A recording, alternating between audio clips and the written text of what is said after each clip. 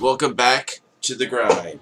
Now, our last episode was something like 2.5 hours, but trust me, we have definitely been training way longer than that. And today, we are going to continue grinding for the most useless item in Final Fantasy IV, the Goblin Spell. And here's 3 right here. Hopefully, we get it right off the bat, but I mean, I doubt that. Yeah, the basic gist is we're going to just be walking left and right until we get Goblin, which that was a potion. But basically, yeah, that's the plan. We are going to get the Goblin Spell. What do we got? Yeah, and this is our second patch of grass. We're going to be walking left and right in, getting monsters and wild attacks. Hey, more goblins! But yeah, that's the plan. Hopefully it's a 1 in 64 chance we're gonna run into a goblin. Maybe we will, maybe we won't. And yeah, so last episode you weren't really able to hear my voice, and you're able to today. You might not hear me talk as much as I was last time, but I'm gonna try to talk about stuff. Let's see. Nope, no item. So we're something like level 23 and 22. When I started this game, I was level 8, and we 7. If I wanted to, I could walk into that cave right now and walk out of it. I mean, walk through the other end without having to rest or anything. It'd just be real easy.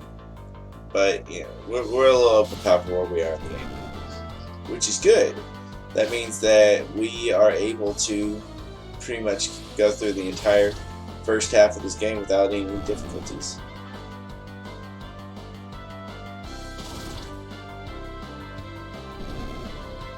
So one thing that I've been doing lately is watching a whole lot of stuff like the Stephen King movie.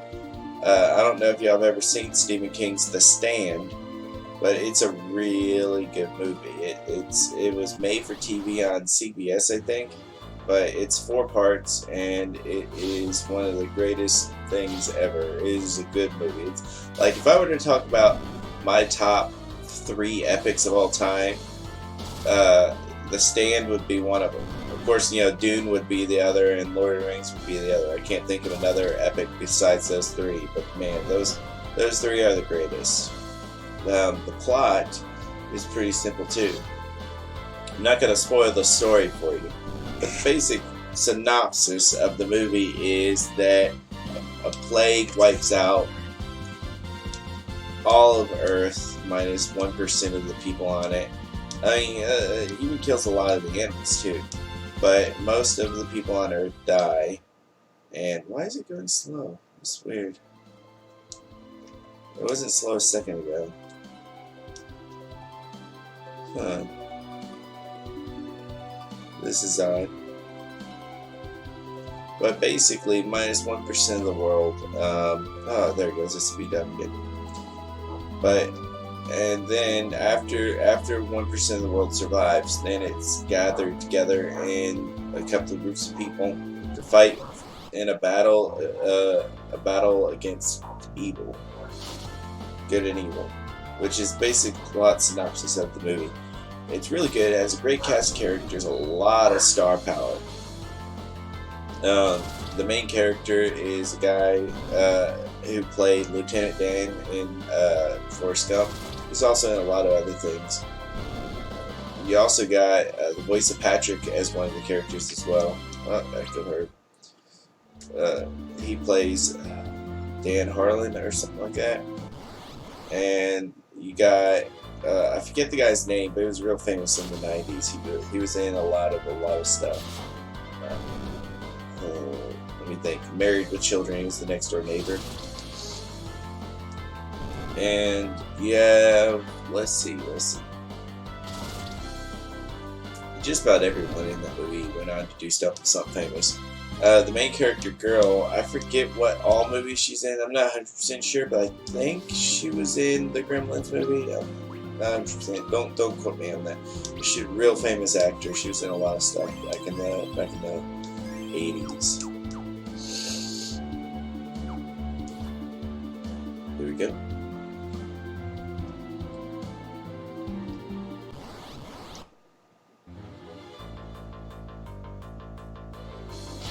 Alright, so we got some more goblins here. Hopefully we killed them.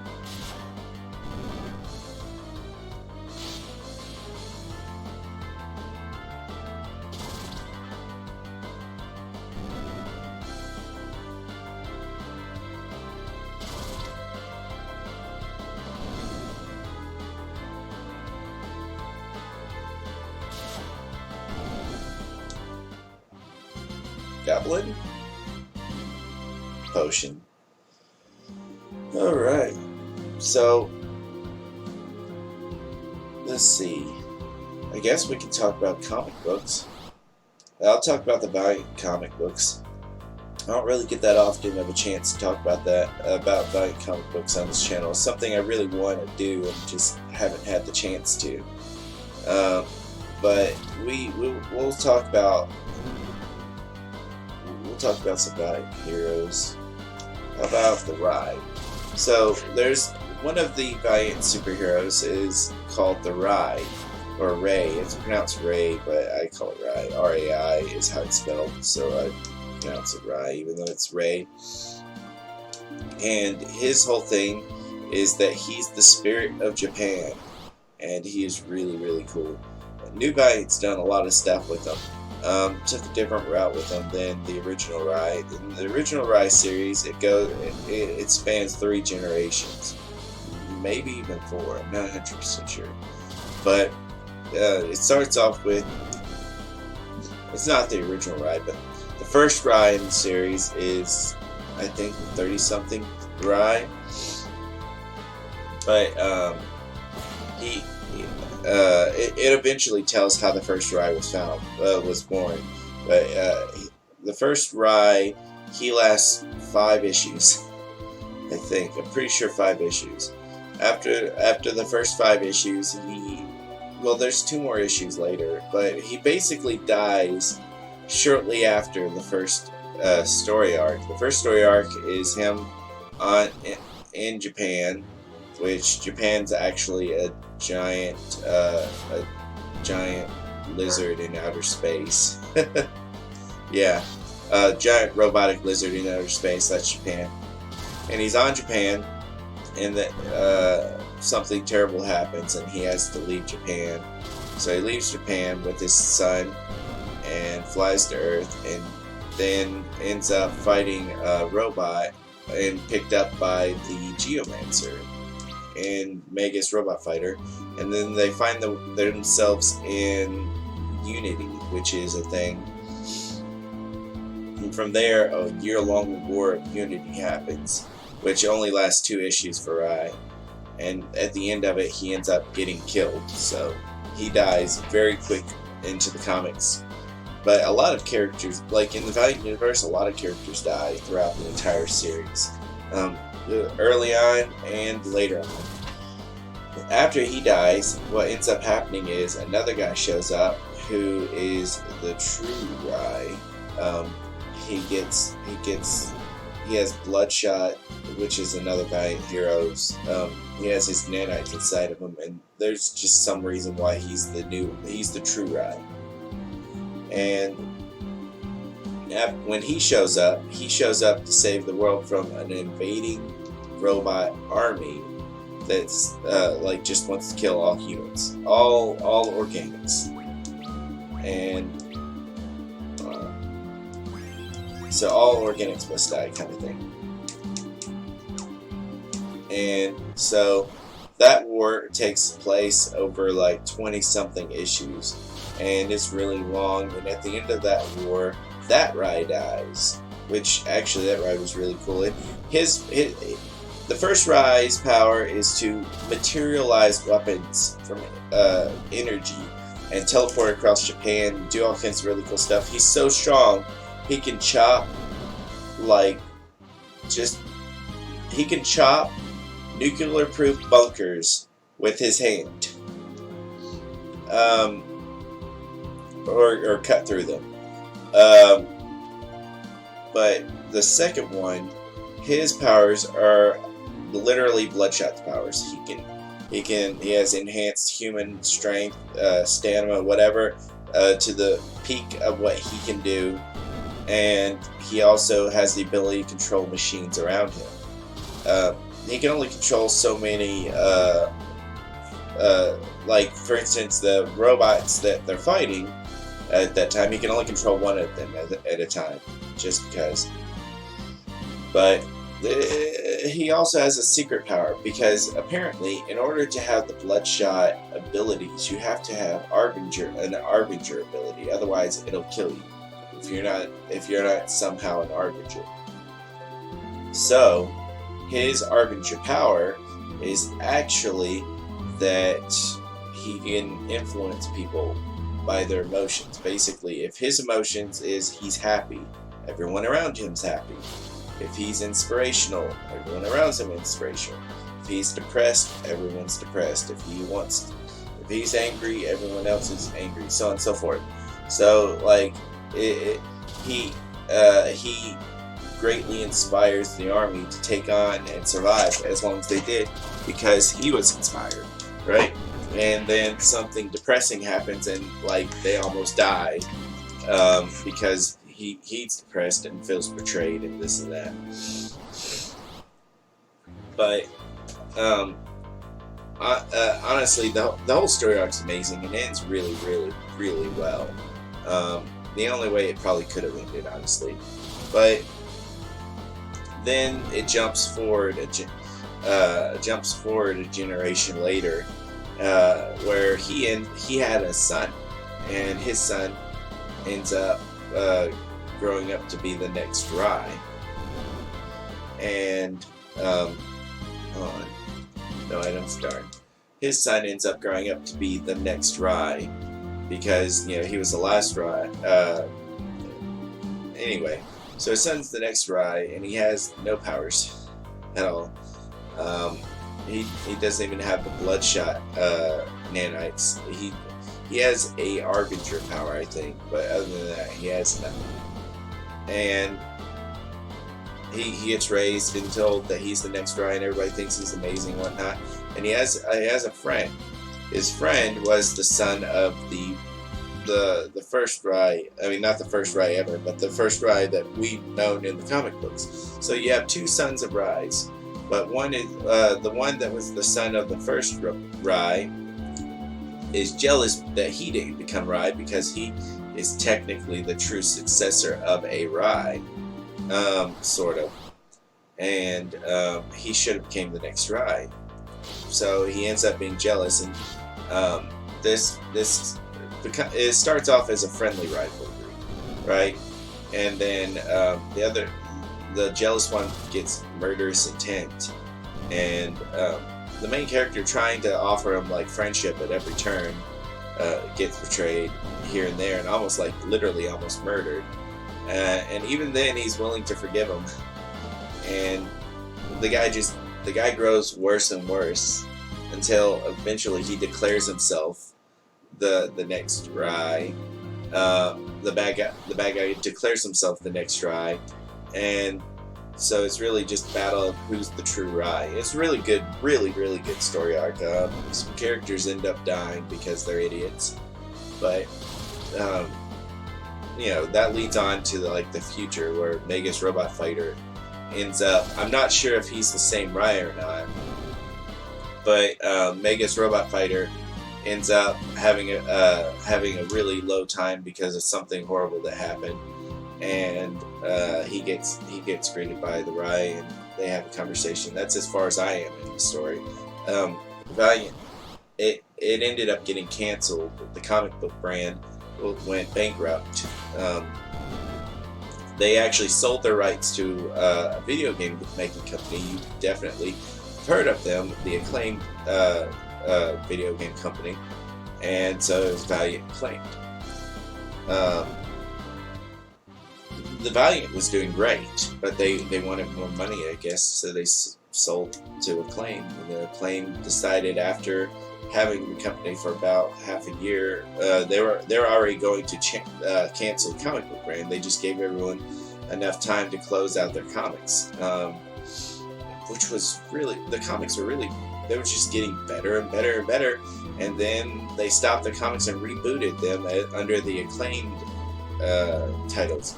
Not to say nothing good came out of the acclaimed titles. There were some very rare occasions where they had some good comics. I don't like what they did with Shadow Man, but he was the more popular version of Shadow Man. Quantum and Woody was an acclaimed original. Quantum and Woody didn't exist before then. But other than that, Turok, the video game version of Turok was started up from the acclaim, but the original version was so much better than the video game version. Then you got, Exo Manowar was far worse. Megas Robot Fighter, oh man, I mean, I could talk about how every last one of these comics were just made the worst. Oh man, Ivor Time Walker, the Eternal Warrior, Archer and Armstrong. I mean, oh man, it's the betrayal is the best I can say. Just betrayed. But the comics were so horrible that even though Quantum and Woody was pretty good and a couple others were really good, they went bankrupt. And so, they were closed until something around 2013, I think, and they rebooted. And they've been strong, going good ever since, And I mean, to be fair, the new Valiant, the current Valiant Entertainment is absolutely amazing. Very little I can say I dislike about it. Not to say that they're perfect. They do have some stuff I just don't like. Some decisions they made that I don't like. But that's part nostalgia and part Goblin? Bronze Hourglass. That's part nostalgia and just part just who I am as a person. I don't agree with certain decisions they decide to make. So that's just me. But as for the most part, 95% of Valiant Entertainment is true to the source material and completely just amazing. For instance, we'll say, how about? All right, we'll just start with the first comics. First comics were not Eternal War, were Archer and Armstrong, Exo Manowar, Archer Armstrong, Exo Manowar, and Bloodshot, and one more. There was one more. Archer Armstrong, Exo Manowar, Bloodshot, and the Arbingers. So they started off with those four comics. Arbingers, absolutely amazing. It was pretty much the exact same as the original, and I mean,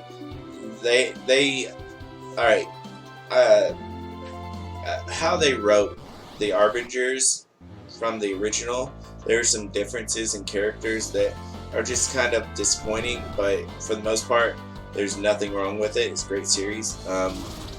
Exo Manowar, absolutely amazing. Again, there are some things that they could have done with it, but they went off a different branch, and it's still amazing. Great comic. Archer and Armstrong, I feel like they could have done more with it. They have not done anything wrong in my eyes, but I feel like more. I want more of them. Shadow Man was another one they started off with. Out of all of the first four, Shadow Man's the only one I don't like, honestly. Bloodshot was probably the best out of all of five they started off with.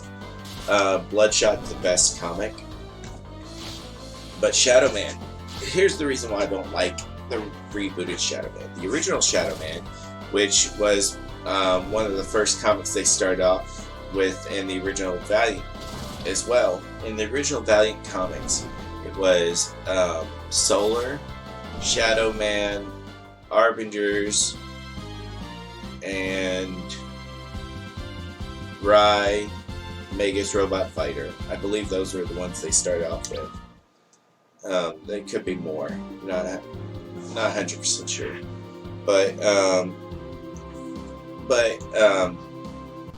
in the original Valiant, Shadow Man, he was a guy who was there's these aliens that were among humans that were like spider-like, and in the new Valiant they're called the Hive or whatever.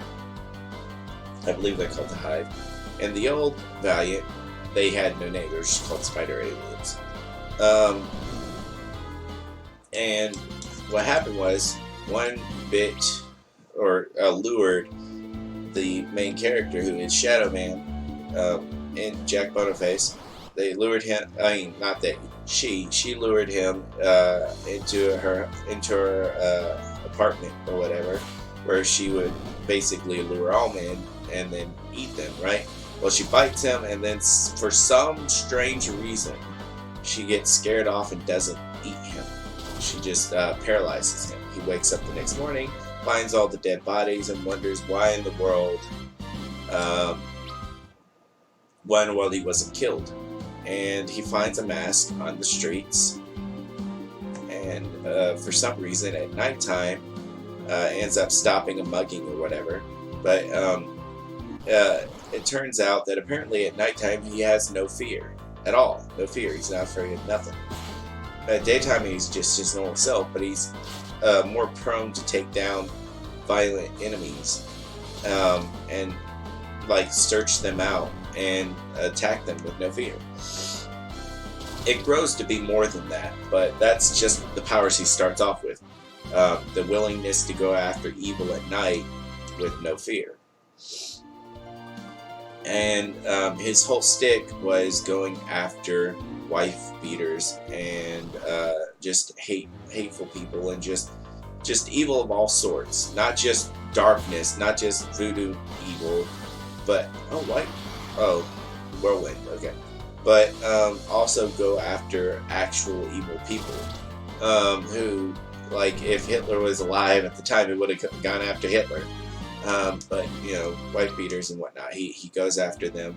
Like, there's this one issue where the police come to the house and the husband's like, I didn't do nothing, and he's like, right, dear? And you know, scared for her life, she's like, yeah, right. They see the black eye and stuff, and like they walk away like they don't care. And then they go inside the house. He's like, what did I tell you about calling the cops? And then and by the way, this takes place in Louisiana, hence the accent.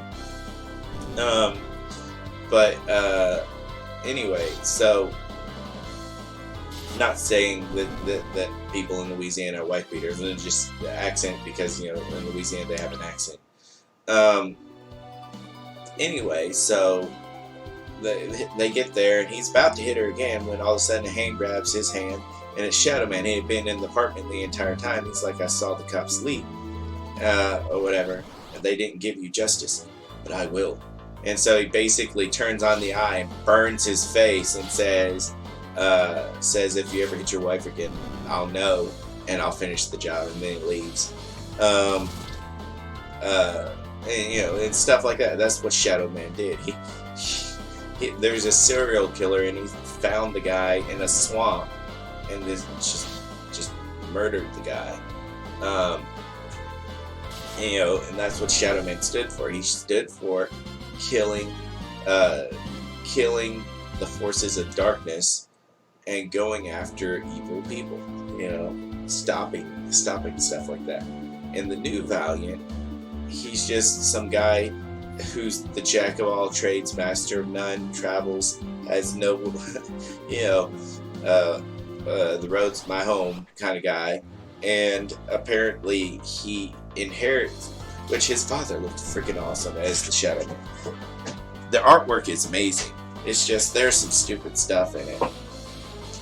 And instead of being a guy who goes after stuff the way he acts, he doesn't gain fearlessness. He just gains the power of voodoo powers, and the Loa kind of acts instead of him, kind of thing. Which the Loa, I mean, don't get me wrong, it's pretty cool, but it's very different, and it's more about him versus the forces of darkness, and it introduces Deadside, which, you know, Deadside was an acclaimed thing, and that's why they did it, because Shadow Man was one of the few good selling comics back then.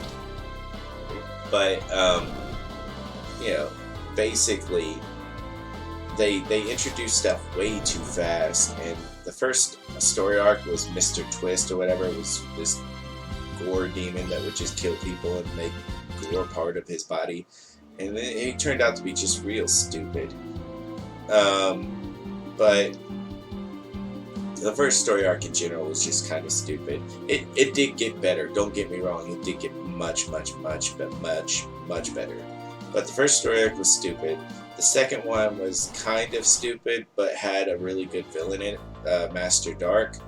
And I think, I'm not, like, they could do so much more with Master Dark in this universe, but they only use them when they have to. You know, and he was one of the more powerful villains in the original universe, but you'd see him all the time, and, you know, it wasn't that villain, he wouldn't be beaten all the time, at all. In fact, he wouldn't get beat hardly ever, because in the Valiant universe, in the original Valiant, if you got beat, you were pretty much dead. So he didn't really get beat, honestly. He would get thwarted once or twice, but beaten, not really. But in this one, he gets beat in the first story arc, and it's just like, what?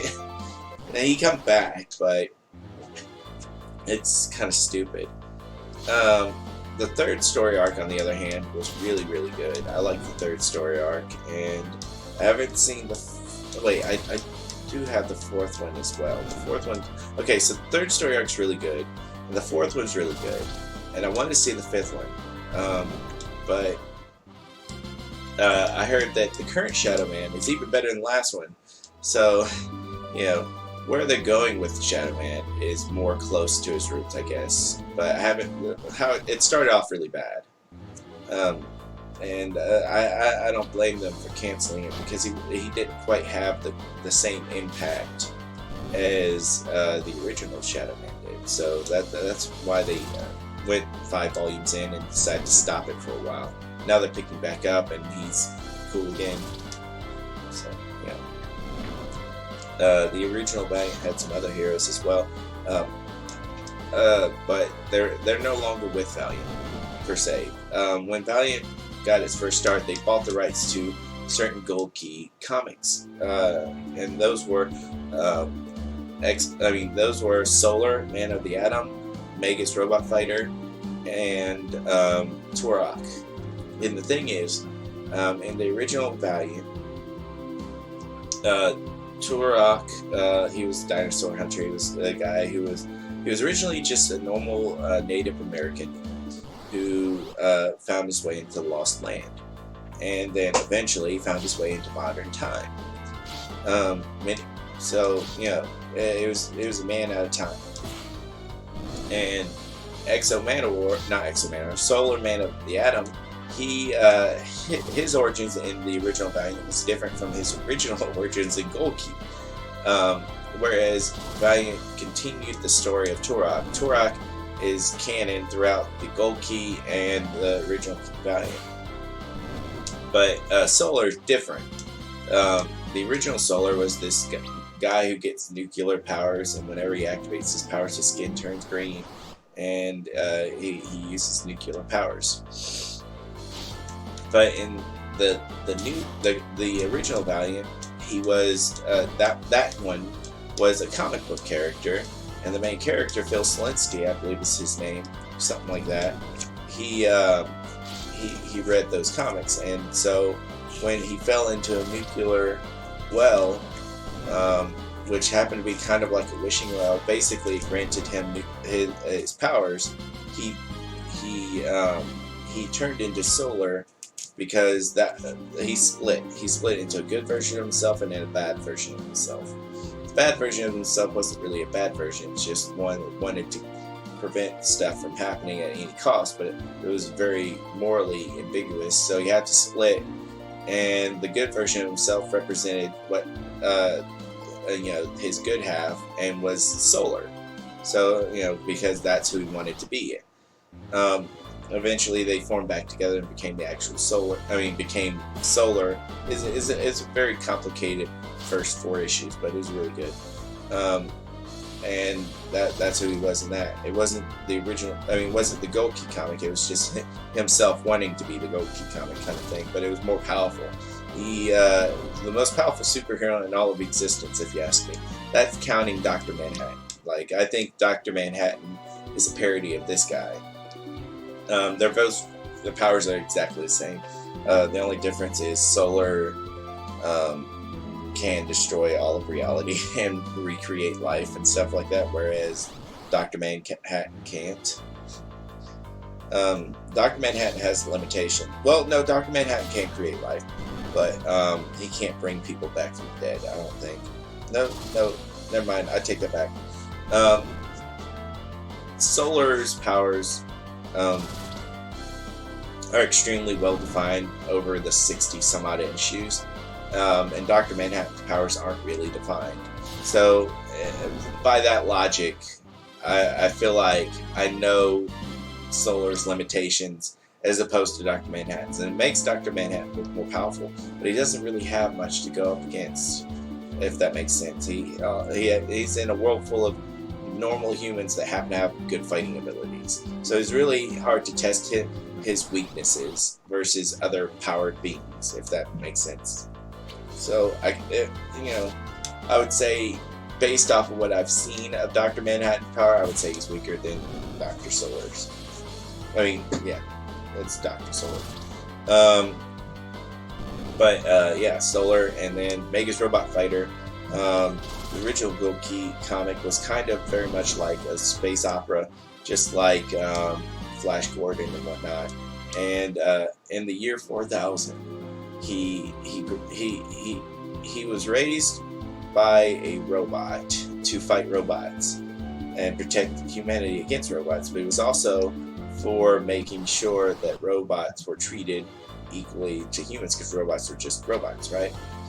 But if robots were to attack humans, he would be there to save them. It was a very complicated story that was really, really good. And then when moved into Valiant, it just continued the story and kind of mixed it with their own hero, Rai.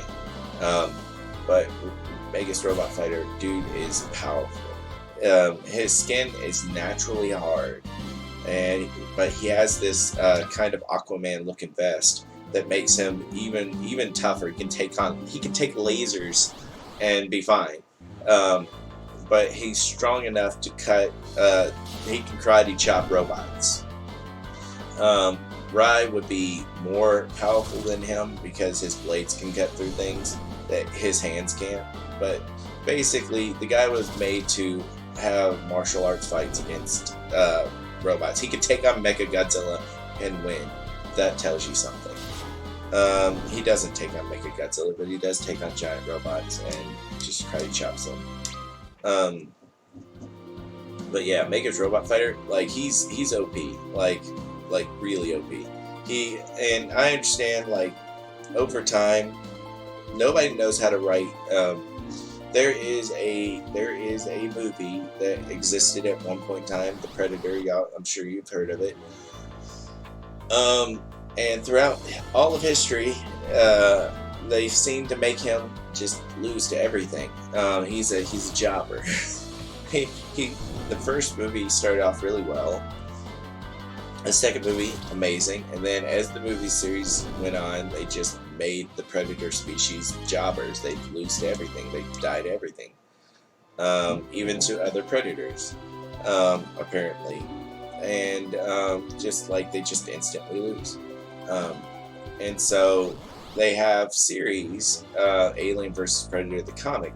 They also have crossovers between other comic book brands. So a Predator crossed over into the Valiant universe, So you have Megas Robot Fighter versus Predator. Megas Robot Fighter completely decimated Predator. And apparently he was trying to spare its life, but it kept on wanting to fight, so he killed it. You know, that's just how it works. But that was back when they were good. So I mean, it wasn't a bad comic or anything. It's just that everything, like, you can predict the ending of Megas versus Predator just because in every single last media that you can think of that features predators, they die. At the end of the story, they're dead. Or you know, Alien versus Predator, dead. Predator 1, dead. Predator 2, dead. Predators, dead. You know, Predators, they show the Predator at the end of the movie, and then he dies instantly. The Predator shows up, gets his butt handed to him, and then shows up again, and then dies instantly. You know, the Predator is a jobber, and they need a movie that actually makes them look good. You know, an actual movie draw back to the roots, where, you know, maybe they die at the end, but it looks, I mean, it's really, really good. You know, throughout the entire movie, hunting them down, you know, just to call back to the original instead of wherever the heck they're going with the movie series. You know, but yeah, Gokey comic characters were sold to Valiant, and it was pretty cool. The other one, Exo Manowar, is basically Iron Man, but on steroids. Imagine a Vigoth, Warrior King, out of time, with nothing but this organic suit that looks vaguely like Iron Man's suit. Honestly, I think Exo Manowar could take Iron Man. That's saying something. Like, I know Iron Man has the Imperial suit or whatever, the white or whitish gray suit. But even with that, I think Exo Manowar could take on that Iron Man. Or Supreme Iron Man, whatever his name is. I think Exo Manowar could take on that dude. That's even not necessarily the new Iron Man. I mean, sorry, not necessarily the new Exo Manowar, but the old Exo Manowar, for sure. Because the old Exo Manowar could stand toe to toe with Solar and enemies of power levels similar to Solar. He could stand with those guys, and Solar ain't no joke.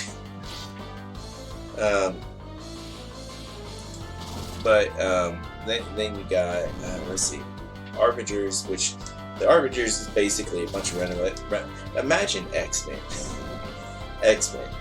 But the premise is reversed in a sense, where instead of a school full of kids to teach them Goblin, no. Instead of a school full of kids, let's just double check and make sure I didn't accidentally get the Goblin. I don't. Red Fang. Alright, well, I don't got it. I still have Gold Apple. Oh, there's Silver Apple. So anyway, so imagine, what if Lex Luthor and Professor Xavier were combined into the same person, and instead of being bald, he's a guy from Japan who was there for Hiroshima. And there you go, you have the Arbinger Foundation, where he basically raises kids to master their powers and then uses them as a military force to control the world in his will. You know, literally the dead mix of Lex Luthor and Professor Xavier. Well, the main character is one of two Arbingers. It's the most powerful Arbingers on Earth. Him, you have Tokyo Arata, who's the Professor Xavier / Lex Luthor, and then you have Sting, aka what is his actual name? I don't remember what his real name is at this time. It's not that I don't know it. I don't remember it. It's his superhero named Sting, and he basically the two most powerful Arbingers on Earth. And the main character, Sting, he's called Sting, I believe. Yeah, he's called Sting because whenever he psychic whiplashes you, there's a sting. So yeah, there you go. But his powers grow like throughout the series. He gets to the point where he might as well be a god. He can do psychic energy barriers. He can heal people. He can erase memories. He can make people do whatever he wants. He can fly. He can move furniture from across the world. You're in Japan, and he can sense you. He can sense you no matter where you are in the world. I mean, oh man. And like, his powers are exactly the same in New Valiant. Just to kind of get some of them a little earlier than he does in the old Valiant. But, yeah. He goes to Arbinger Foundation, and they kill his best friend. And he finds out how dark and shady they are, and he runs away with a girl. In the original Valiant, I haven't read Zero Issue. I've had it for like a year or two, and I still haven't read it. But that's just procrastination on my part. Although I have good reason to avoid Zero Issues of original Valiant.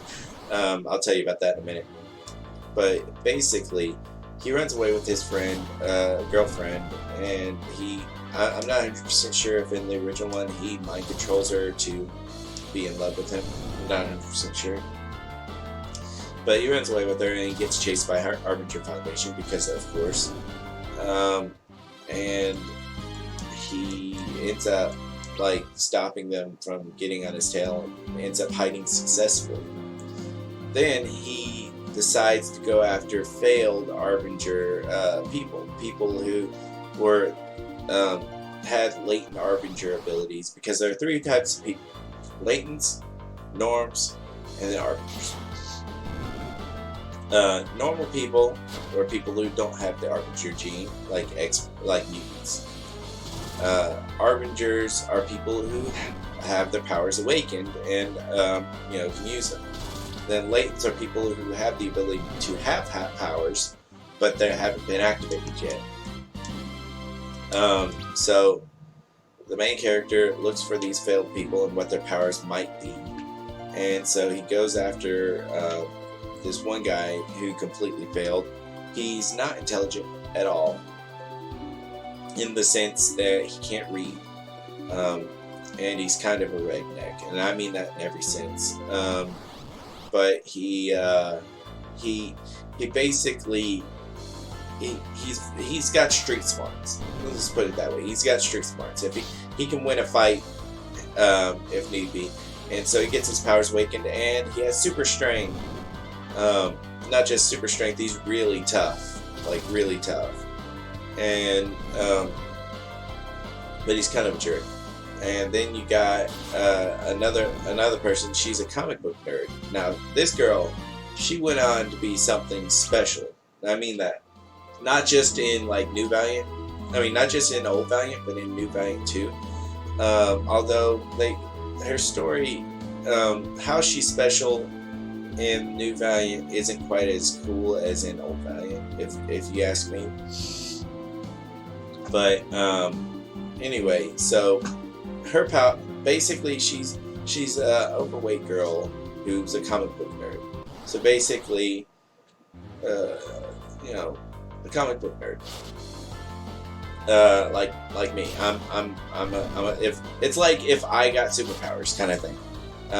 So when I think she was supposed to be like the reader stand-in in a sense, even though like not most people who read comics aren't really overweight, but they wanted her to be relatable because she's not fit, she's not super strong or whatever, has gymnastic abilities like most comic book heroes you see like Robin or just name a superhero, Wonder Woman, anyone, and they're most likely going to be thin, athletically fit, not a nerd. Not all of them are non-nerds, but as it was back in the day, all of them were just super fit, not straight to the point heroes who had normal jobs, as in like a newspaper person and stuff like that. Whereas she was a nerd. She loved to read comics, and she was a teenager as well. So that was kind of the theme of the group. They were all teenagers. But then you got who was it? Yeah, those four. Did you have him? Oh yeah, and then you got Flamingo. So first off, let me just name the strong one. The strong one's name, his superhero name was Torque. The nerd girl, her power was flight, and her name was Zephyr, but they called her Zeppelin. And then you got Flamingo, and her thing was, in the original Valiant, she was a stripper, and she only wore pink, and her power was flames.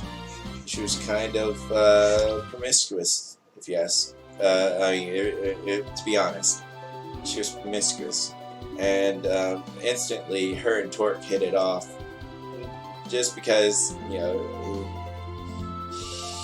he liked women and she liked men, so they hit it off.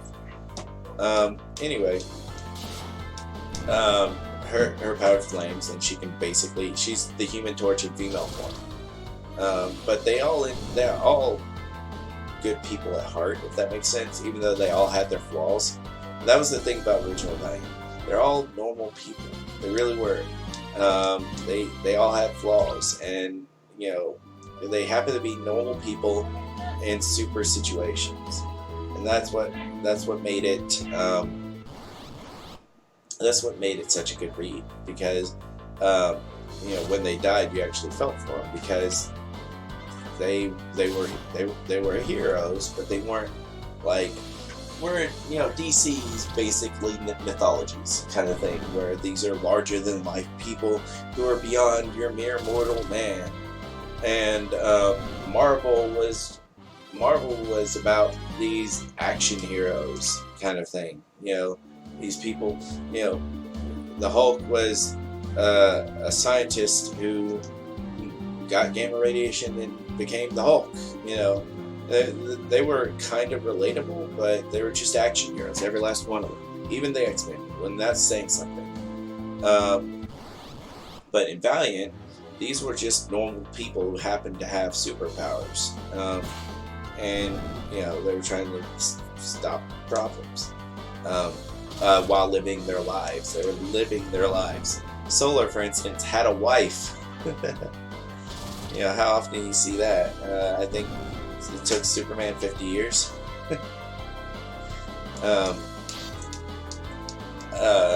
But so you have them, and they're living their lives on the run from Arbiter Foundation, kind of guerrilla warfare, attacking the sites, and they end up finding their way into Unity, where they spend a year. One of them, Chris or whatever, the girlfriend of Sting, she has no power. She's just kind of their tactician and or moral support, and she ends up getting pregnant. But it turns out it's not the main characters, but it's Torque's, because they kind of she kind of had an attraction for him, and she was kind of cheating. It's not a good situation. But Torque ends up dying, literally, right when she finds out she's pregnant. He ends up dying. They get attacked by Arbiter. They go to attack Arbiter Foundation. Turns out it's a trap, but they get rescued by Solar. But then they decide, they'll never expect us to come back to the trap, and then they get trapped again. And one of them Torque gets killed. He gets stabbed while he gets blinded, and then taken away from the group of people, not dragged away, but he goes off to fight away from the group of people while he's blinded, and then ends up getting stabbed by a rebar by this dude named Rock, who has similar powers to Torque. And then when they find Torque, they're like, well, we need to get him to a hospital. But an ambulance shows up almost immediately. And it turns out it's not an actual ambulance. It's Arbiter Foundation pretending to be an ambulance. They poison him with a lethal injection, and he just straight up dies right there. And then they go into the Unity thing, which lasts for a year or two. And, not a year, it lasts for a whole year. not 2 years, but a whole year. And during that, or at least 9 months, I can guarantee you 9 months, because it ends right as, well, maybe a little after that. I don't know. Anyway, she finds out she's pregnant. They go into Unity, and then when she has the baby, Unity's ending. That's how long Unity lasts. But it's Torch's time, and the baby ends up being brought in. Like, after Unity, everybody has to split up, but her baby has to go to the future for purposes, and the baby ends up being Mega's robot fighter, which is just crazy. But a lot, all the heroes get to know each other in Unity, and they form like a resistance and stuff like that. The story arc of Unity is very complicated, so I'm not going to go into it. But just know that all the heroes are in a place between space and time. Include all the future heroes, all the past heroes. They're all in a spot between space and time. This lasts for 9 months, and they have to stop something called Unity, which basically merges all of space and time into one time, which will destroy all of space and time. So they have to stop Unity and destroy the Lost Land. And they end up stopping Unity and defeating the person who's doing that. She's lived from the year 1993 all the way to the year 4000. But she's been hiding that entire time. And during that entire time of hiding, she's been planning for 2 centuries. I believe 1,000 years is a century. For 2 centuries, pretty much, how to kill Solar and do Unity itself. For 2 centuries, she's been planning this, and she ends up causing Unity because she's been playing this for 2 centuries, and that's what happens. But yeah, the heroes end up stopping her, and they go back to their own times, except for some of them. And it's a really great. What happens after that is really great, but I don't really feel like going into that right now. What do we got? Oh yeah, I do want to go into the Zero Edition Rai, but the reason why I don't like Zero Editions and Valiant is not because they're all really amazing. It's just that the Zero Edition Rai happened. And the Zero Edition Rai literally tells how Rais were created and what led up to the year 4000 and who all dies and how they die.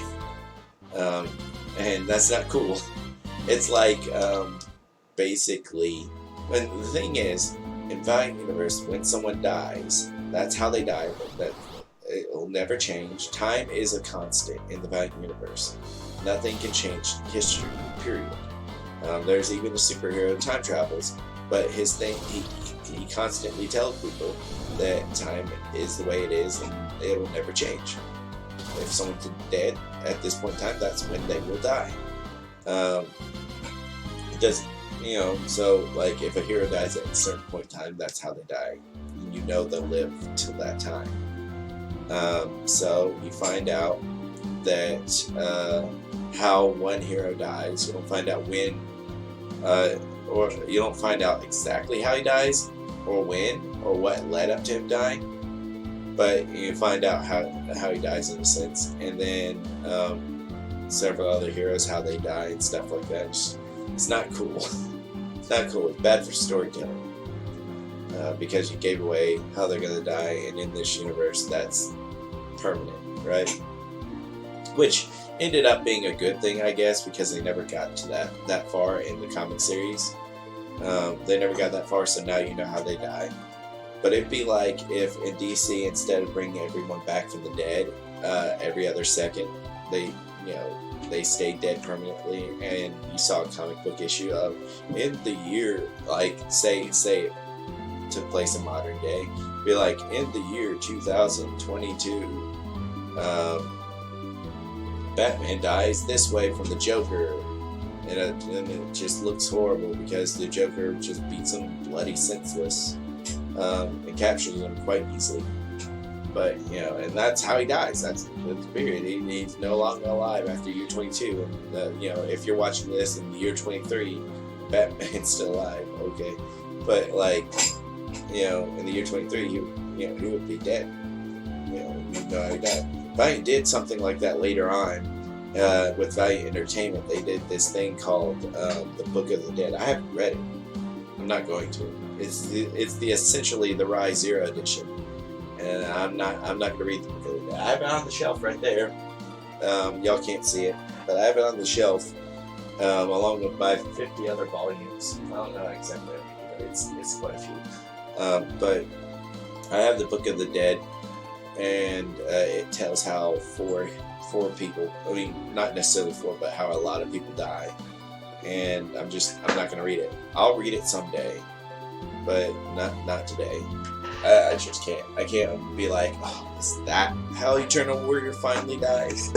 Is that how Bloodshot finally dies? I'm not going to read it. Nope, it's a trap. But, that's that. I need to hopefully find a goblin. Listen.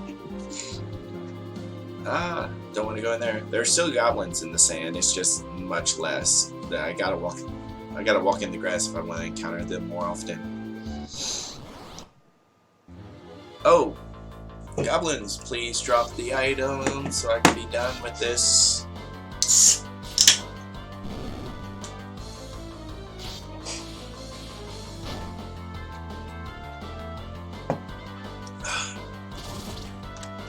So there is a game that may or may not be released on this channel, depending on when you're watching this video.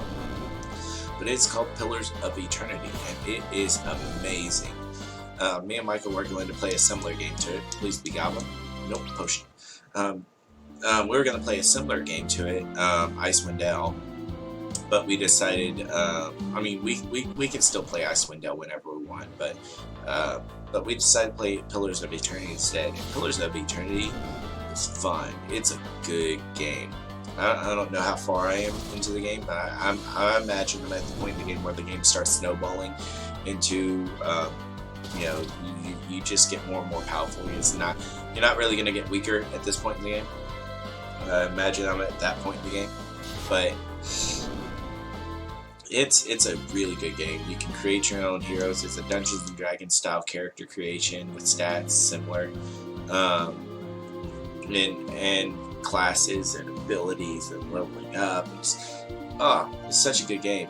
It's kind of hard too, because you have a party of 6 people that you can create or find along the way. There's a lot of people who can join your party, and those people,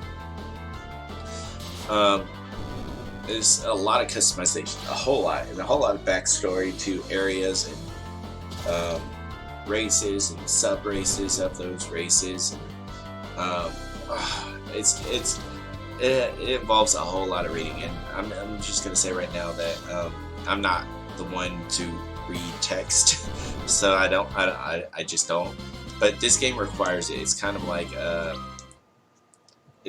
if you don't, you're not going to find your way through dungeons. You're not going to find hidden stuff, or the lore-wise, knowing what's going on in the world and how things work in the world. Apparently, I just found out actually that people with multiple personalities, they don't have multiple, like, they're not crazy. They happen to have multiple personalities because they awakened their past lives, and so 2 people now reside in them: their past self and their current self. In a sense, it's kind of hard to explain, but basically there is some sort of way to control it, but I haven't gotten that far in the game to figure that out.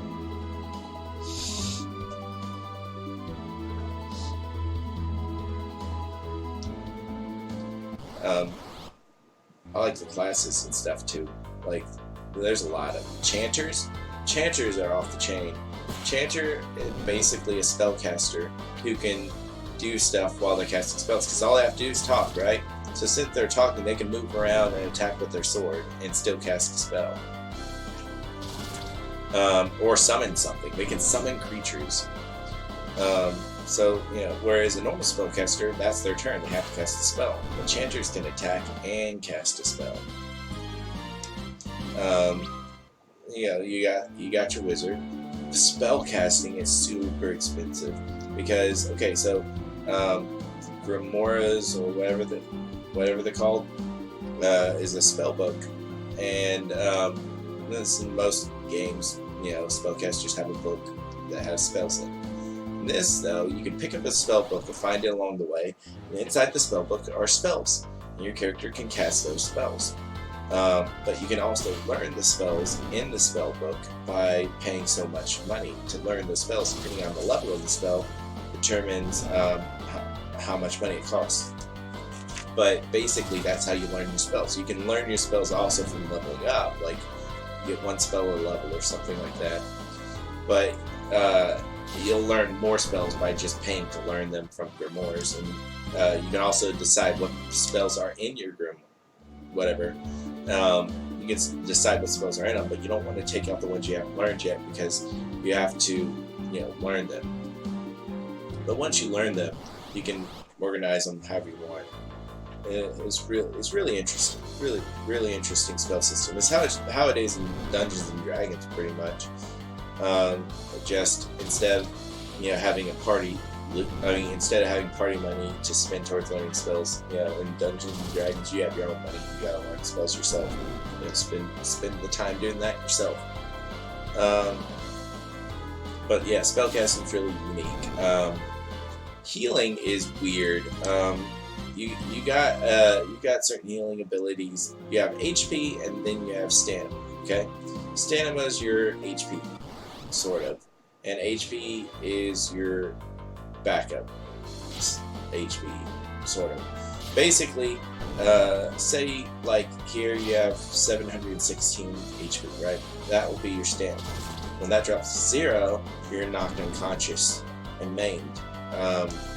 But if you say you take half your HP, well then or half your stamina, well then that's refilled with your HP at the end of combat. Which is kind of weird and stupid, but okay. But that's refilled with your HP at the end of combat. If HP drops to 0, you're dead. But if you're maimed, if you get knocked out when you're maimed, then you're dead anyway. But yeah, you can refill your stamina in combat with healing spells to prevent you from having to heal with HP after combat. But it's kind of weird and complicated, but it's cool at the same time, I guess. There are almost 0 healing spells that heal HP. They only heal stamina for the most part. There are things that heal HP, but not very much. Goblin? Potion. Man, I'm gonna be doing this till I'm level 50. Like, this could take a long time for the most part. But basically, it shouldn't take me till I'm level 50. I don't know why they decided to make the drop rate not be so low, but whatever. At least I'm gaining levels, and that's kind of useful.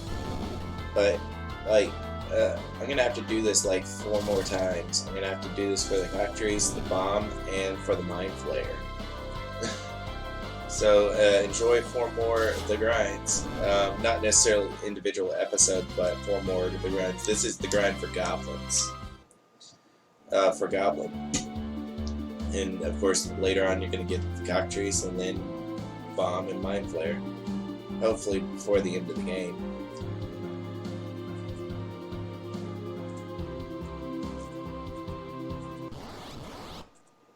Fun fact, I've never gotten a single summon other than Goblin. Goblin's the most likely summon to run into because you run into more forms of goblins than any other creatures. You'll always run into goblins. Even all the way up to the end of the game, you're going to run into these things called tricksters or something like that. And the thing is, they tell you what to do. They tell you to cast lightning on them or something like that. But if you do, that's when they start hurting you. So if you just straight up just attack them, then they'll die. So it's kind of stupid.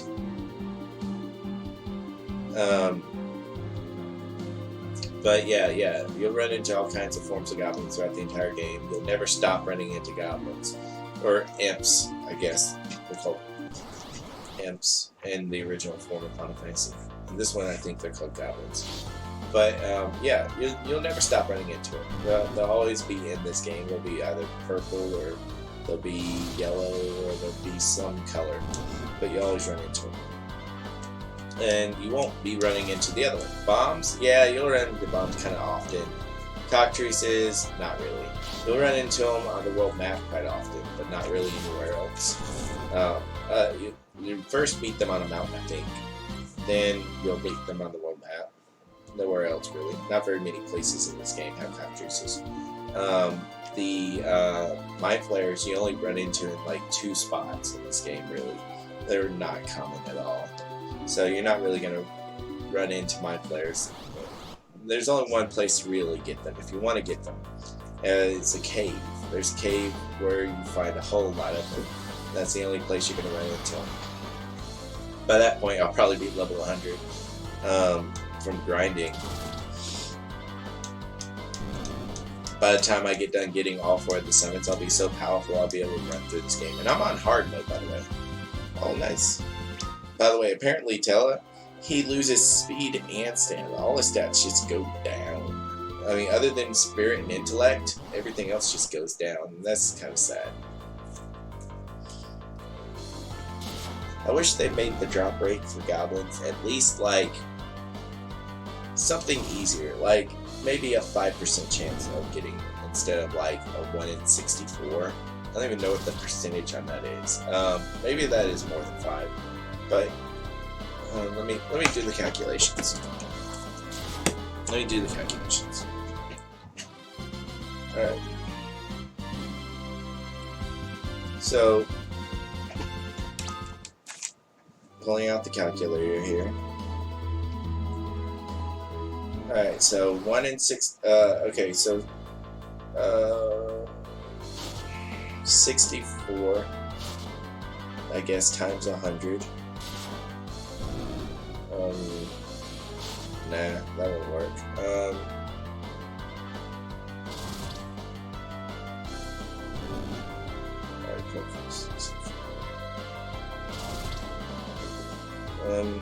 1 and 64, so I guess 64 divided by point.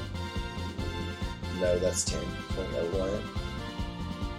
Oh, wow.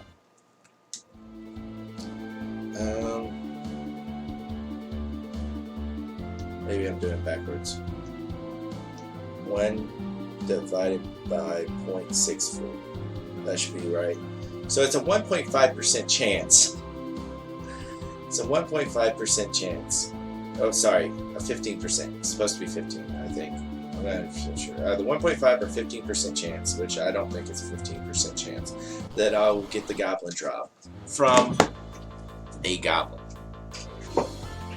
But I've killed way more than 64 goblins, and I still have not come across one. So I would say, if I wanted to guarantee the drop, it's a 1 in 64. So that would mean I'd have to kill 640 goblins to guarantee that I would get the drop. Because there's no way I could not get the drop after 640 goblins, according to the game stats.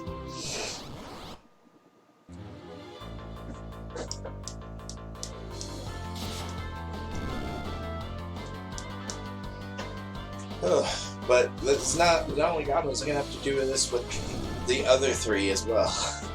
It's just bombs all day long.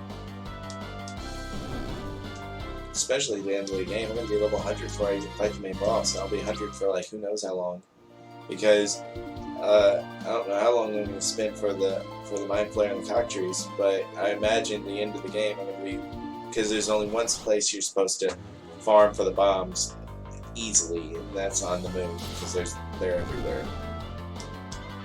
But at that point in time, if I'm farming on the moon, that means I'll probably be level 100 before I even go towards the main boss.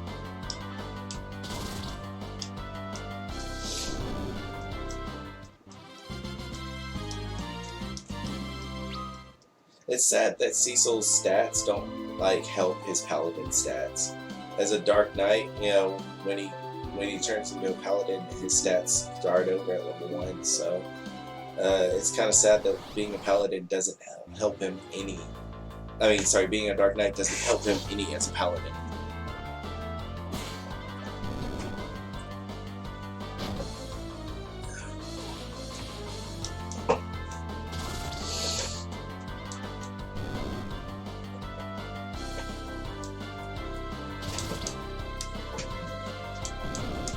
Come on.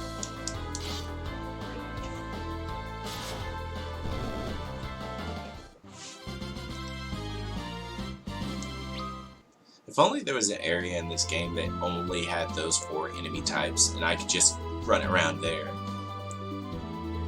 Like every match was literally just those 4 enemies.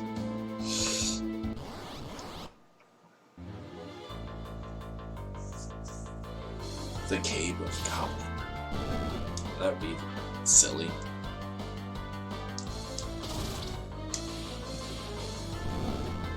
I know literally every part of this game.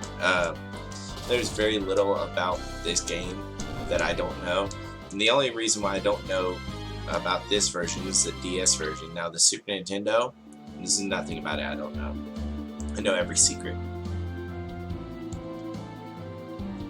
But this one, they added a whole lot of stuff. When they made this version of the game, they added in things, changed things, made things just, you know, better for the most part. Now, not to say it's a superior game.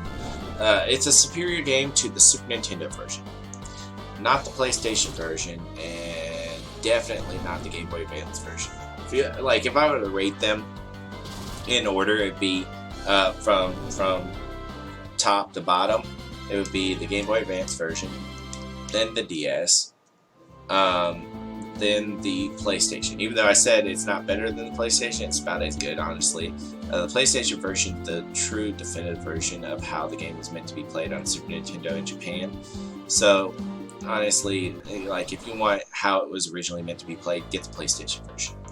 But this game is just slightly better than the PlayStation version, just because of the graphics, the cutscenes, the extra story, and you know, just a lot of other things you can do in this game.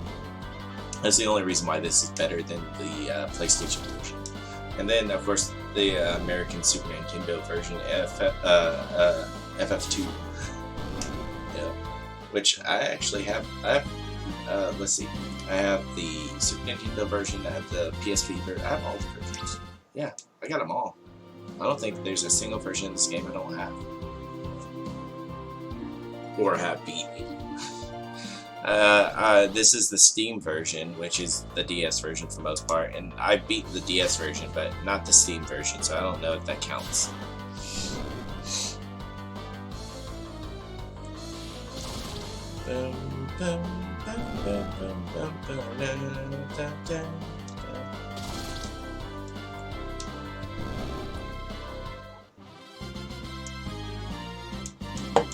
Man, the music in this game is just iconic. A lot of the music in this game, I'm surprised isn't in other Final Fantasies. Or enemies, for that fact. The the 4 elemental fiends, man, they're super iconic. I'm really surprised they're not in other Final Fantasies.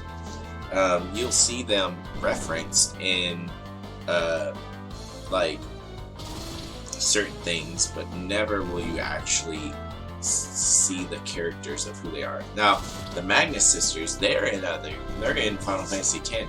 They were so popular, even though they were really good. They were really cool in this game. It's one of my favorite boss fights. But like, there are a couple of boss fights in this game I'm surprised aren't in the other games. For instance, I don't remember what the name, Dr. Tot or something like that.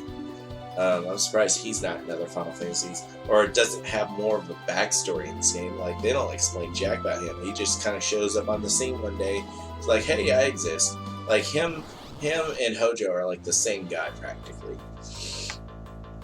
Like, that's why I'm glad they fleshed out Hojo's story in Final Fantasy VII as opposed to like the Doctor in this game. They're literally the same character for the most part. Except I would say this one's more evil than Hojo, if that makes sense.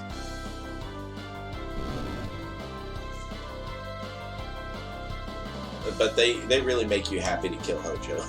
Like, when you get your chance to kill Hojo in 7, you take it.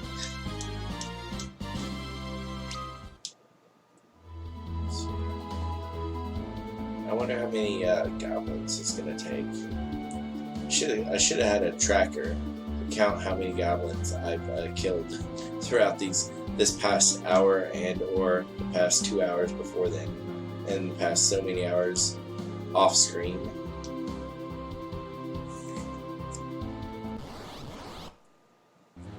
Hey, more goblins.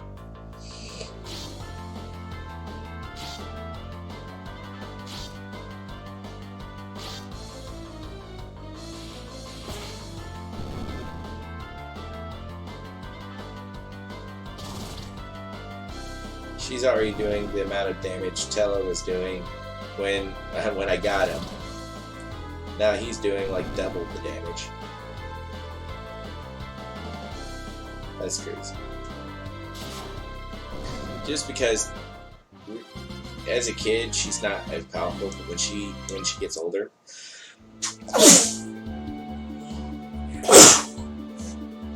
excuse me, when she gets older, she gets like way more powerful. But it's supposed to show that he's old and wise and has super magic powers. He just doesn't remember them. It's too bad nobody has steal. I don't know if you can steal the item. That would be kind of cool to find out.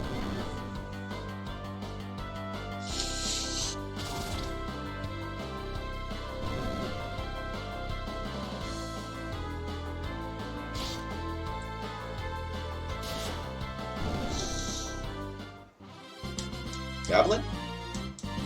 Tent. Let's use a tent. We don't really need it, but might as well.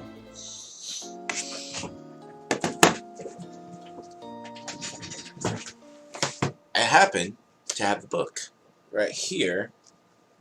In between matches, I will look up the actual drop probability of the 4 summons. Hey, it's a worm!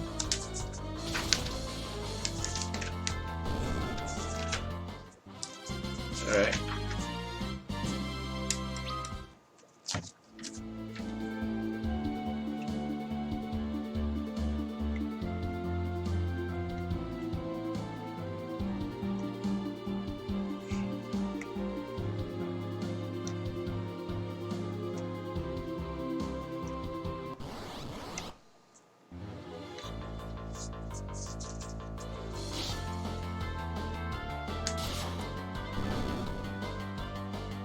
So, Rita is going to learn Bio at 26. That's cool.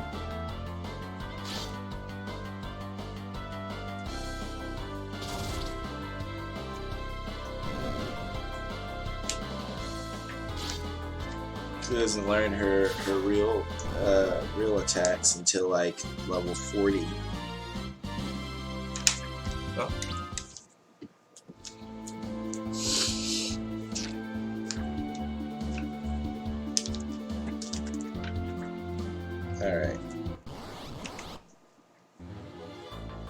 Alright, so the literal chance of getting a drop is 0.4%. Less than 1% that you will get the goblin. That would mean I have to fight a little over 200 goblins to get a goblin drop.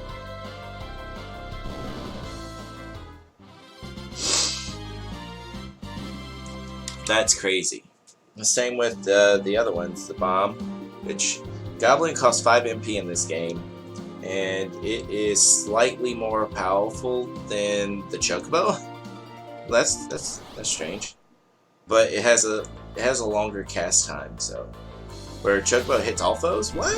When did that happen? It was only one foe originally. I guess in this game it hits all foes, but they changed them.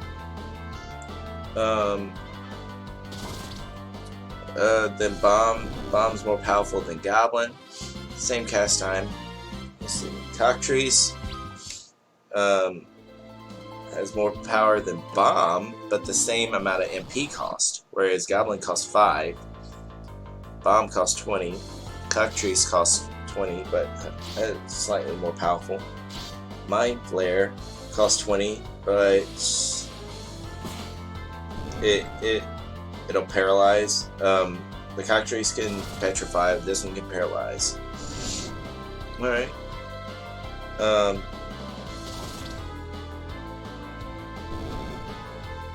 Yeah, the drop percent is 0.4%. That's crazy. That's stupid.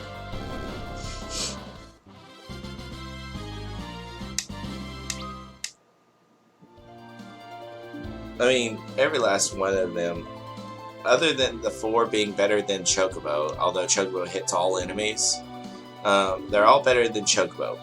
But they pale in comparison to Shiva and Rama, who hit like literally over twice the amount of strength as any one of those 4. So why would you get them other than just to have them?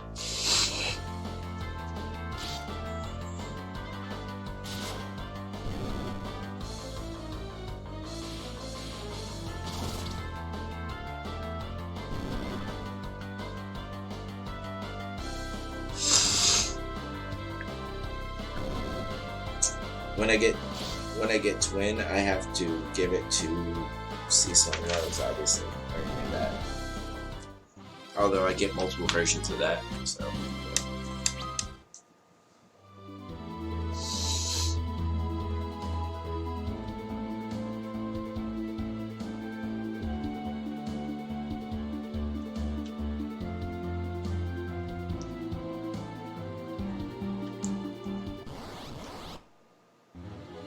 So I've always for a long time, I'm going to say for a long time instead of always, I've thought about for a long time that, what it would be like to have a fighting tournament between all of fighting games, not fighting games, all of RPG's fighting characters. And what I mean by that is Heschel from Legend of Dragoon, Yang from this game, Tifa, Cell, just fist fighters, right? If there was a tournament between all of them, who would be the best?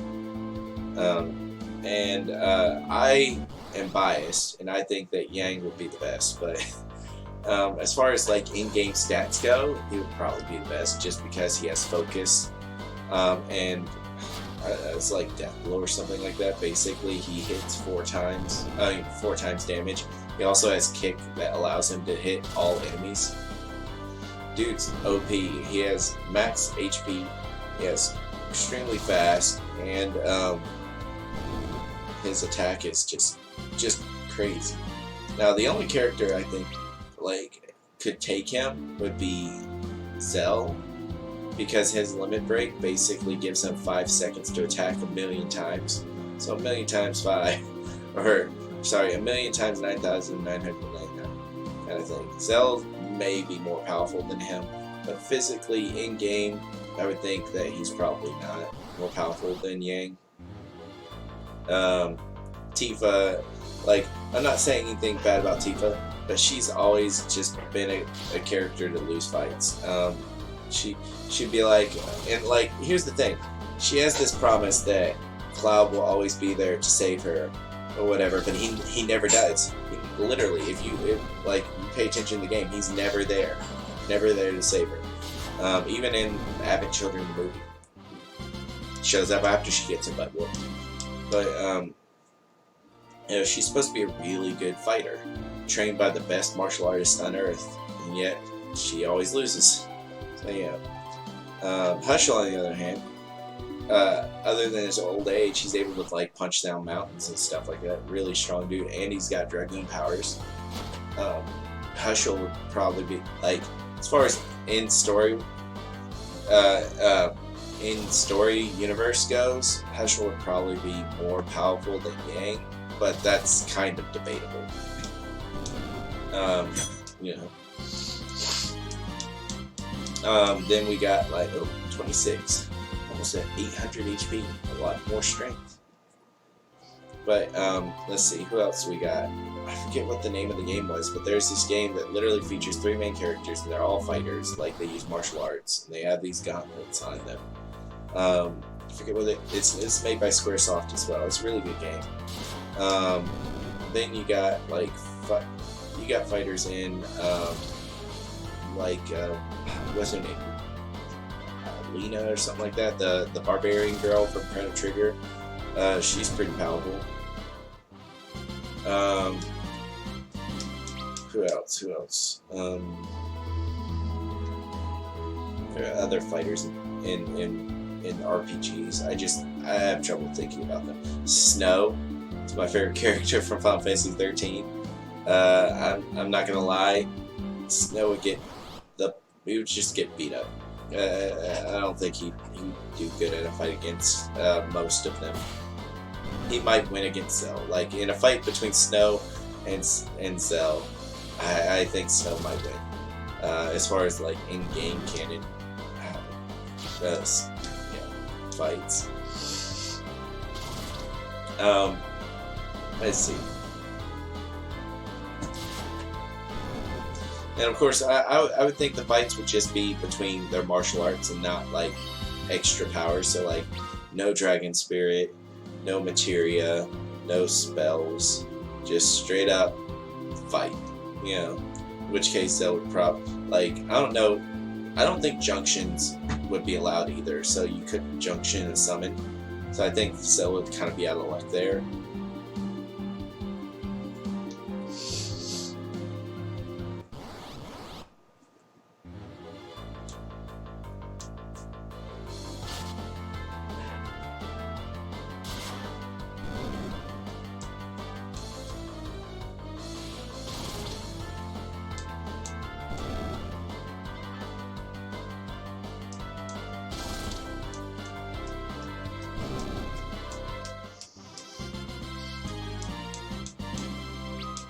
.4%. Man, that's stupid. That's stupid low.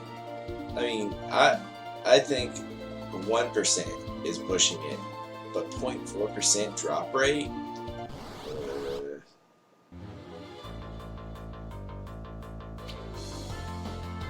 Like, think about this. It's 1.2% chance for 8, 9, 10, 11, 12, it's 1.6 chance I will get the goblin drop from 4 goblins like this match.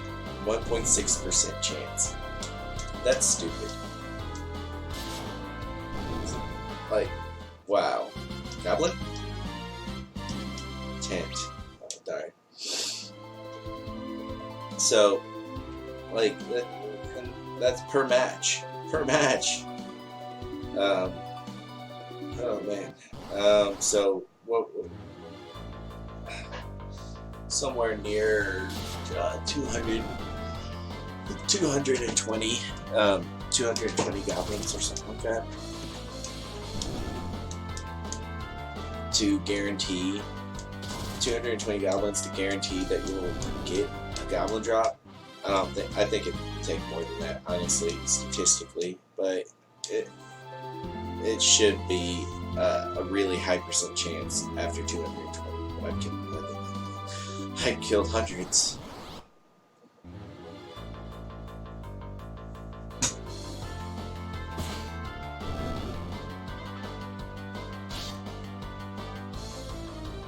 You know, this was actually a kind of thing about Pokemon leveling up.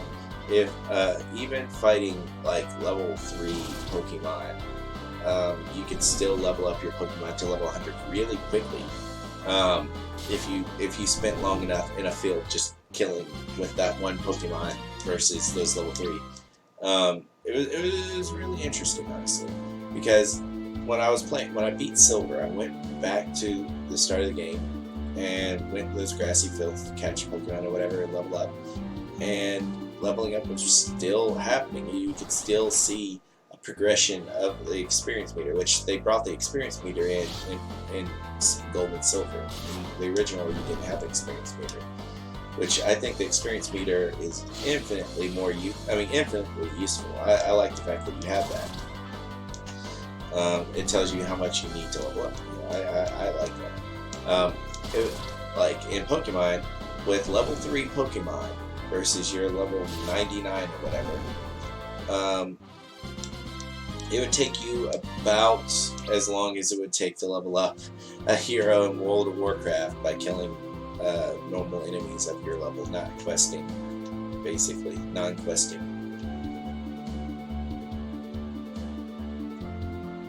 Which, that brings up another point. In Final Fantasy, I'm surprised, other than like the online games, I'm surprised there's not like experience points awarded for completing quests. You know, I know there's items, not experience points. That's kind of shocking. You know, maybe someone should create an RPG that whenever you finish the quest, you gain 100 experience or something like that. That would be kind of useful. I know in tactics games they do that as well, so I can't really say not Final Fantasy. Goblin? Tent. Darn it. Let's see.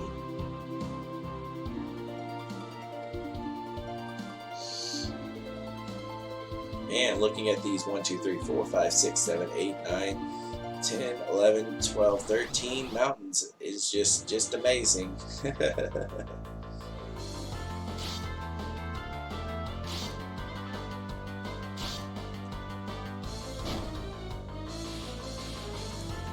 Honestly, there are a lot of things about this game I didn't find out till years later.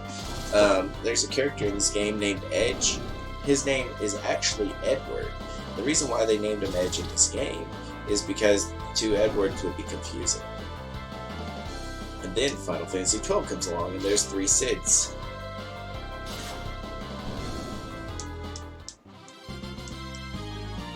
But, you know, Edge is one of my favorite characters in this game. I would like to see a death battle between Edge and Kakashi, because they look exactly the same. No joke. Like, Edge is... I mean, it's really debatable who's more powerful, Edge or Kakashi. Whereas Edge, with 4 other people, fought the embodiment of hatred and has, like, superpowers, super ninjutsus. Kakashi has super ninjutsus and the ability to make holes in time, you know, or holes in reality. So it's really debatable who's more powerful between Edge and Kakashi, in my opinion. Now, some people might be biased and just jump to Edge or jump to Kakashi.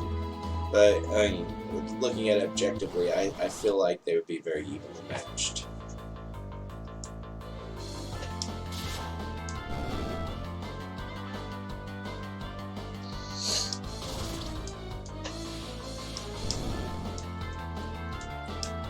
And I can't wait till I get Edward on my team. I'm gonna be so overpowerful when I get him. The real question is, will he be the starting level, or will he be leveled up to us? That's the question. Do other party members gain experience while you're doing this? You know, because like that's the thing. In some games, they level up party members to you. Like they'll just say that, you know, they're a level lower than you're, a level higher or whatever. Like in Mystic Quest, all the enemies, all the characters would start off. Well, sorry, in Mystic Quest they would start off with a level and they would never level up. You were the only one to level up in that game. But in I forget what game it was. There would always be a level higher than you. Period. Always. Guaranteed every time. Dot Hackside. No, not Dot Hackside. Phantasy Star Online. In Phantasy Star Online, whenever you got a party member, they're always whatever their story equivalent of their power level to you was. So if like they were a level higher than you, there would always be a level higher than you. If they're a level lower, there would always be a level lower. And if you took them out and put them back in your party, they would jump in level to that level. And that's just how it worked. It was kind of cool. You know, like even if you've never met them before, their level was predetermined to be whatever equivalent to yours was. But in this one, it's interesting. I don't know per se, if they're gaining experience right now along with me. If I got Rosa, she would be whatever level her level was.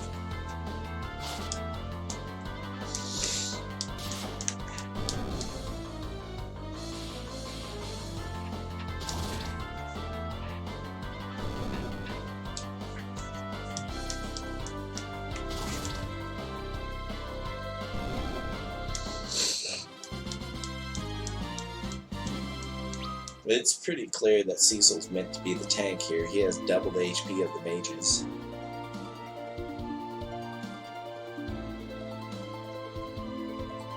I'm surprised. At some point in time, you would imagine that Tella would stop gaining HP. I know that like you use them way later on in the game when like your HP is 2,000 and his is still 500, but you would think that he would slow down on getting HP, and Rita would gain HP faster.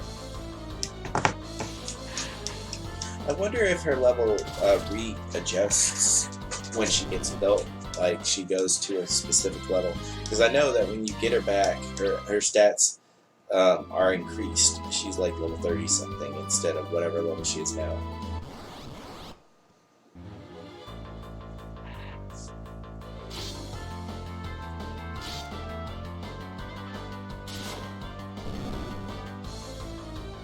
Oh, just so you know, all the rods in this game, OP. There are lots of items in this game that allow you to cast spells, mostly elemental items, and all the rods have an element to it, except for these. These normal rods allow you to cast Mage Arrow, aka Rod. The Fire Rod allows you to cast Fire 2, I believe. Ice 2 from the Ice Rod, and Lightning 1 from the Lightning Rod. I'm not 100% sure if that's exactly how it works, but I'm pretty sure that's how it works. And you later on you get a Ice Sword, allows you to. No wait, Ice Sword doesn't allow you to cast a spell, but an Ice Lance does allow you to cast Ice 2. And there are other items, and not just. They allow you to cast spells. They'll have special properties. For instance, there's a Berserk Sword that basically, when you equip it, you have no choice in what you do. You're going to attack with normal attack. It's basically like auto battle, which is great because, you know, if I'm going to be training, I might as well have it on anyway. Just do more damage. Berserk stat boosts your strength as well. So, like, even though you're auto attacking, you have higher damage. So I always thought that's not a bad stats anomaly, especially like in some games. Final Fantasy VIII, I had Berserk on all the time. I was like, why are you making me stronger? Because like some Final Fantasies, that's just what you want to do anyway. You're going to attack regardless. You know, spells aren't really that worth it in some Final Fantasies. But you know, like Final Fantasy 12, spells are not worth it.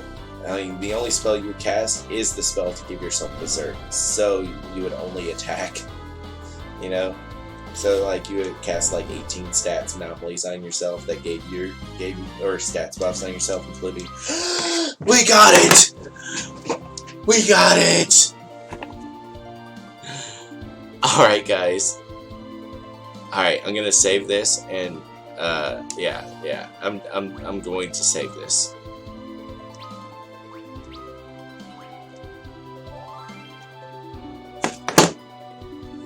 Alright, real quick, I'll finish the story.